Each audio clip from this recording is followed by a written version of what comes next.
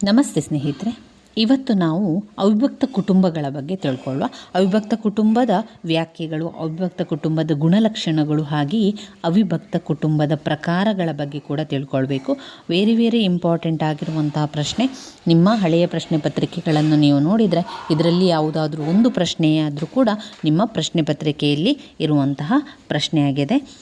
ಅವಿಭಕ್ತ ಕುಟುಂಬ ಅಥವಾ ಜಂಟಿ ಕುಟುಂಬ ಅಂತ ಹೇಳಿದರೆ ಅದನ್ನು KM ಫಣಿಕರ್ ಅವರ ಅಭಿಪ್ರಾಯದಂತೆ ಜಾತಿ, ಗ್ರಾಮ ಪಂಚಾಯಿತಿ ವ್ಯವಸ್ಥೆ ಮತ್ತು ಅವಿಭಕ್ತ ಕುಟುಂಬ ವ್ಯವಸ್ಥೆಗಳೆಂಬ 3 ಮುಖ್ಯ ಆಧಾರ ಸ್ತಂಭಗಳನ್ನು ಅವಲಂಬಿಸಿ ಭಾರತೀಯ ಸಾಮಾಜಿಕ ವ್ಯವಸ್ಥೆಯು ಶತಮಾನಗಳಿಂದ ಕೂಡ ನಡೆದುಕೊಂಡು ಬಂದಿದೆ.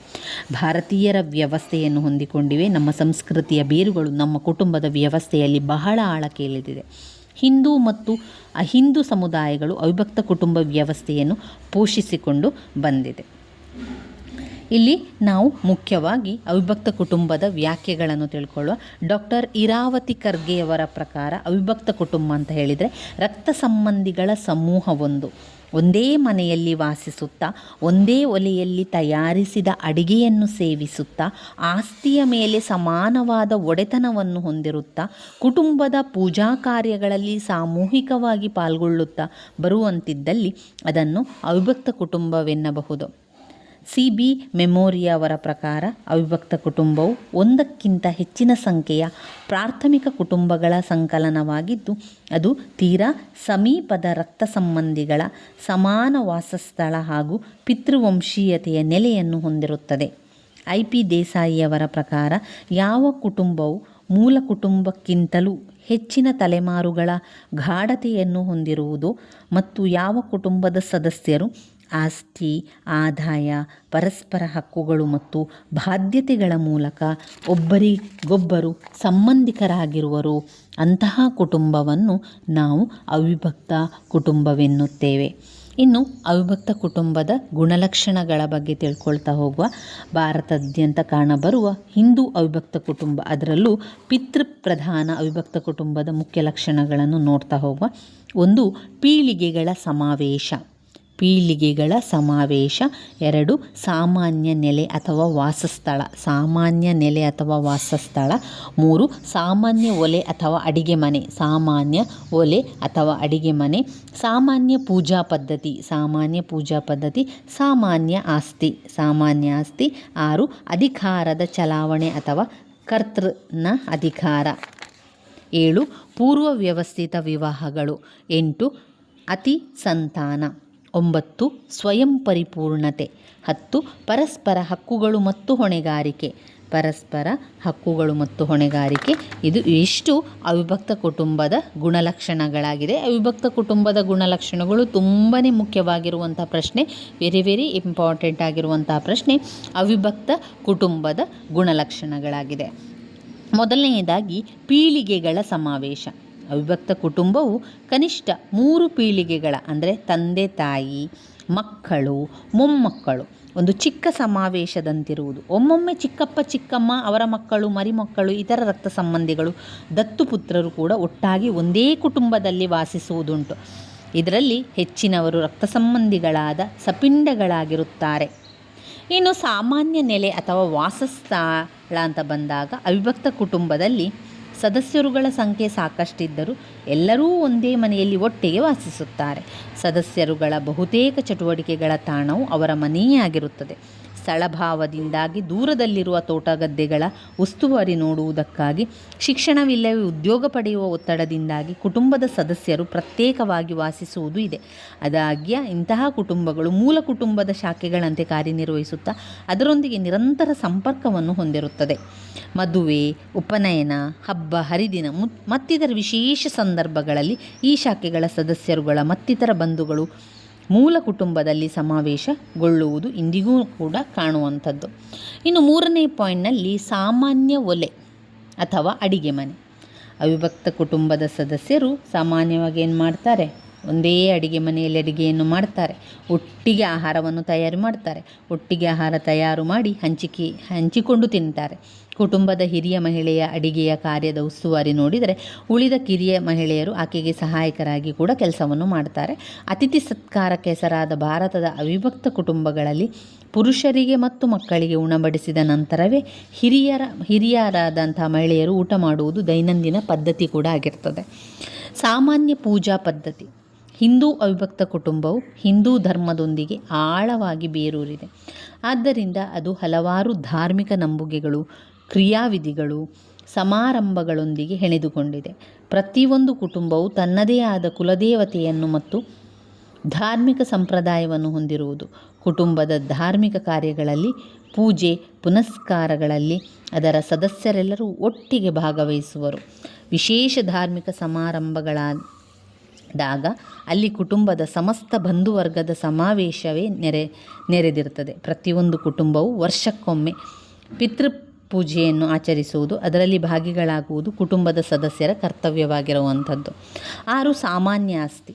ಅವಿಭಕ್ತ ಕುಟುಂಬವನ್ನು ಒಂದು ಕೂಡು ಬಂಡವಾಳ ಸಂಸ್ಥೆಗೆ ಅಥವಾ ಸಹಕಾರಿ ಸಂಘಕ್ಕೆ ಹೋಲಿಸುವುದುಂಟು. ಕಾರಣ ಅಂತ ಹೇಳಿದರೆ ಕುಟುಂಬದ ಸಮಸ್ತ ಚರ ಸ್ಥಿರ ಆಸ್ತಿ ಎಲ್ಲವೂ ಕೂಡ ಅದು ಸದಸ್ಯರುಗಳಿಗೆ ಸೇರಿದ ಸಾಮೂಹಿಕ ಆಸ್ತಿಯಂತಿರುವುದು. ಸಾಮಾನ್ಯವಾಗಿ ಕರ್ತೃ ಎಂದು ಕರೆಯಲ್ಪಡುವ ಕುಟುಂಬದ ಹಿರಿಯರು ಆ ಆಸ್ತಿಯ ವ್ಯವಹಾರ ನಡೆಸುವ ಹೊಣೆಗಾರಿಕೆ ಉಳ್ಳವನಾಗಿರುತ್ತಾನೆ. ಕುಟುಂಬದ ಸದಸ್ಯರ ಆರ್ಥಿಕ ಆಸಕ್ತಿಗಳನ್ನು ಕಾಯ್ದುಕೊಳ್ಳುವುದು, ಅವರ ಆರ್ಥಿಕ ಅಗತ್ಯಗಳನ್ನು ಪೂರೈಸುವುದು ಅವರ ಕರ್ತವ್ಯ. ಆತನು ಧರ್ಮದರ್ಶಿಯಂತೆ ಕುಟುಂಬದ ಆರ್ಥಿಕ ವ್ಯವಹಾರ ನೋಡಿಕೊಳ್ಳುತ್ತಾನೆ. ಸದಸ್ಯರ ಆದಾಯವನ್ನು ಒಟ್ಟುಗೂಡಿಸಿ ಕುಟುಂಬದ ಖರ್ಚು ವೆಚ್ಚಗಳನ್ನು ನಿಭಾಯಿಸ್ತಾನೆ. ಕುಟುಂಬದ ಆದಾಯ ಪೋಲಾಗದಂತೆ ಮತ್ತು ಹಣಕಾಸಿನ ಕಾರಣಕ್ಕಾಗಿ ಕುಟುಂಬದ ಸದಸ್ಯರುಗಳಲ್ಲಿ ಭಿನ್ನಾಭಿಪ್ರಾಯ ಹಾಗೂ ವೈಮನಸ್ಸು ಉಂಟಾಗದಂತೆ ನೋಡಿಕೊಳ್ಳುವುದು ಆತನ ಪಾಲಿಗೆ ಹೊಣೆಗಾರಿಕೆ. ಆದಾಗ್ಯೂ ಅವಿಭಕ್ತ ಕುಟುಂಬಕ್ಕೆ ಸಾಮೂಹಿಕ ಆಸ್ತಿಯೇ ಆಧಾರವಲ್ಲ. ಈ ತೆರನಾದ ಜಂಟಿ ಆಸ್ತಿ ವ್ಯವಸ್ಥೆ ಇಲ್ಲದೆಯೂ ಅದು ಅಸ್ತಿತ್ವದಲ್ಲಿರಲು ಸಾಧ್ಯ. ಆಸ್ತಿಯ ವಿಚಾರಗಳಿಗೆ ಸಂಬಂಧಿಸಿದಂತೆ ಅವಿಭಕ್ತ ಕುಟುಂಬವು ಅನುಸರಿಸುವ ಕಾನೂನಿಗೆ ವಿಜ್ಞಾನೇಶ್ವರ ಮಿತಾಕ್ಷರವೇ ಆಧಾರವಾಗಿದೆ. 6ನೇ ಪಾಯಿಂಟ್ನಲ್ಲಿ ಅಧಿಕಾರ ಚಲಾವಣೆ ಅಥವಾ ಕರ್ತೃನ ಅಧಿಕಾರ. ಹಿಂದೂ ಅವಿಭಕ್ತ ಕುಟುಂಬವು ಸಾಮಾನ್ಯವಾಗಿ ಪುರುಷ ಪ್ರಧಾನವಾಗಿದ್ದು ಕುಟುಂಬದ ಹಿರಿಯ ಪುರುಷ ಸದಸ್ಯನ ಅಧಿಕಾರಕ್ಕೆ ಒಳಪಟ್ಟಿರ್ತದೆ. ನಂತರ ಅವರು ಕರ್ತ ಕರೆಯಲ್ಪಡುವ ಆತನ ಅಧಿಕಾರ ಅಣತಿಗಳನ್ನು ಉಳಿದ ಸದಸ್ಯರುಗಳು ಸಾಮಾನ್ಯವಾಗಿ ಒಪ್ಪಿಕೊಂಡು ನಡೆಯುವರು. ಆತನ ಆಜ್ಞೆಗಳನ್ನು ಧಿಕ್ಕರಿಸಿ ನಡೆಯುವಂತಹ ಆತನ ವಿರುದ್ಧ ಬಂಡೇಳು ಪ್ರಕರಣಗಳು ಬಹಳ ಅಪರೂಪ. ಕುಟುಂಬದ ವ್ಯಾಪಾರ ವ್ಯವಹಾರಗಳಲ್ಲಿ, ಕೊಡುವ ತೆಗೆದುಕೊಳ್ಳುವ ವಿಚಾರಗಳಲ್ಲಿ, ಮಕ್ಕಳ ವಿದ್ಯಾಭ್ಯಾಸ, ಉದ್ಯೋಗ, ವಿವಾಹ ವಿಷಯಗಳಲ್ಲಿ ಸಾಮಾನ್ಯವಾಗಿ ಆತನ ಅಭಿಪ್ರಾಯವೇ ಅಂತಿಮ ನಿರ್ಣಯವಾಗಿರುತ್ತದೆ. ವೇದಗಳ ಕಾಲದಲ್ಲಿ ಅಸ್ತಿತ್ವದಲ್ಲಿದ್ದ ಅವಿಭಕ್ತ ಕುಟುಂಬವು ಎಲ್ಲ ದೃಷ್ಟಿಯಿಂದಲೂ ಪುರುಷ ಪ್ರಧಾನವಾಗಿತ್ತು.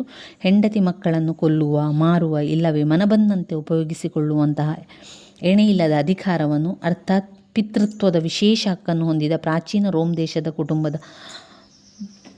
ಕುಟುಂಬದ ಪ್ರಧಾನನಿಗೆ ಹೋಲಿಸಿದರೆ ಹಿಂದೂ ಅವಿಭಕ್ತ ಕುಟುಂಬದ ಹಿರಿಯನಿಗೆ ಅಂತಹ ಇತಿಮಿತಿಗಳಿಲ್ಲದ ಅಧಿಕಾರಗಳು ಇಲ್ಲದೇ ಇದ್ದರೂ ಆತ ಸಾಕಷ್ಟು ಪ್ರಭಾವಿಯಾಗಿದ್ದ.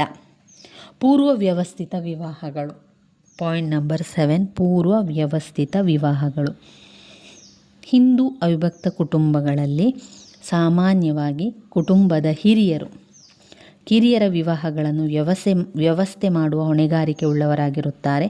ಯುವಕ ಯುವತಿಯರಿಗೆ ತಮ್ಮ ಜೀವನ ಸಂಗಾತಿಗಳನ್ನು ಆಯ್ಕೆ ಮಾಡಿಕೊಳ್ಳುವಲ್ಲಿ ಸಾಮಾನ್ಯವಾಗಿ ಪೂರ್ಣ ಸ್ವಾತಂತ್ರ್ಯವಿರುವುದಿಲ್ಲ. ಹಿರಿಯರು ಕುಟುಂಬದ ಮರ್ಯಾದೆ, ಕುಲಗೌರವ, ಜಾತಕ ಹೊಂದಾಣಿಕೆ, ಜಾತಿ ನಿಯಮ ಮುಂತಾದ ಆಧಾರಗಳ ಮೇಲೆ ನಿಶ್ಚಯಿಸುವ ವಿವಾಹವನ್ನು ಸಾಮಾನ್ಯವಾಗಿ ಕಿರಿಯರು ಒಪ್ಪಿಕೊಳ್ಳಲೇಬೇಕಾಗುವುದು. ಅತಿ ಸಂತಾನ. ಸಾಮಾನ್ಯವಾಗಿ ಹಿಂದೂ ಅವಿಭಕ್ತ ಕುಟುಂಬಗಳಲ್ಲಿ ಮಕ್ಕಳ ಸಂಖ್ಯೆ ಗಣನೀಯವಾಗಿ ಜಾಸ್ತಿ ಇರುವುದು. ಪಿತೃಋಣವನ್ನು ತೀರಿಸಲು ಮಕ್ಕಳು, ಅದರಲ್ಲೂ ಗಂಡು ಮಕ್ಕಳು ಅಗತ್ಯ. ಮಕ್ಕಳಿಲ್ಲದೆ ಪೂರ್ವಜರಿಗೆ ಸದ್ಗತಿ ದೊರೆಯದು ಎಂಬ ನಂಬಿಕೆ ಬಲವಾಗಿದ್ದರಿಂದ ಕುಟುಂಬಕರಿಗೆ ಮಕ್ಕಳನ್ನು ಪಡೆಯಲು ಒಂದು ಪ್ರಚೋದನೆ ನೀಡಿತ್ತು.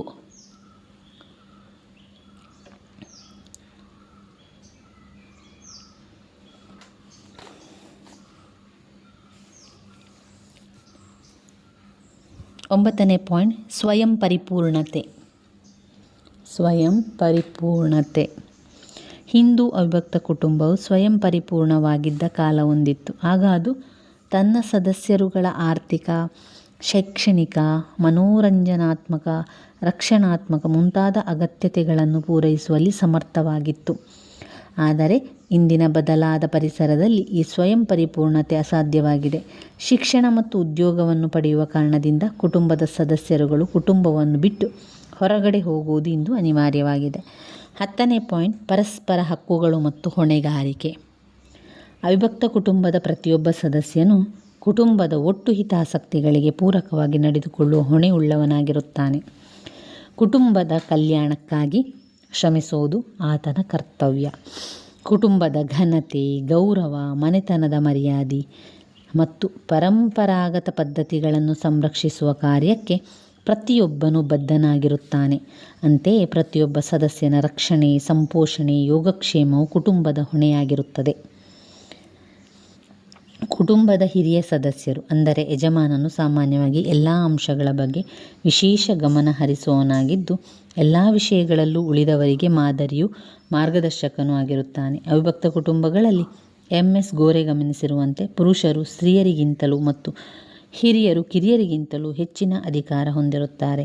ವಯಸ್ಸು ಮತ್ತು ಲಿಂಗವನ್ನು ಆಧರಿಸಿ ಅಧಿಕಾರದ ಚಲಾವಣೆಯಾಗುವುದನ್ನು ಕಾಣಬಹುದು. ಈ ನೆಲೆಯ ಮೇಲೆಯೇ ಸಂಬಂಧಗಳು ಕೂಡ ಸ್ಥಾಪನೆಗೊಂಡಿರುವಂಥದ್ದು. ಇವಿಷ್ಟು ಅವಿಭಕ್ತ ಕುಟುಂಬದ ಗುಣಲಕ್ಷಣಗಳಲ್ಲಿ ಬರುವಂಥದ್ದು.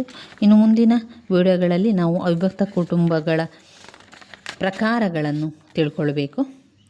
ನನ್ನ ವಿಡಿಯೋಸ್ ಎಲ್ಲ ನಿಮಗೆ ಇಷ್ಟ ಆಗಿದ್ದರೆ ಲೈಕ್ ಕೊಡಿ, ಶೇರ್ ಮಾಡಿ, ಸಬ್ಸ್ಕ್ರೈಬ್ ಮಾಡಲಿಕ್ಕೆ ಮರಿಬೇಡಿ ಸ್ನೇಹಿತರೆ. ಧನ್ಯವಾದಗಳು.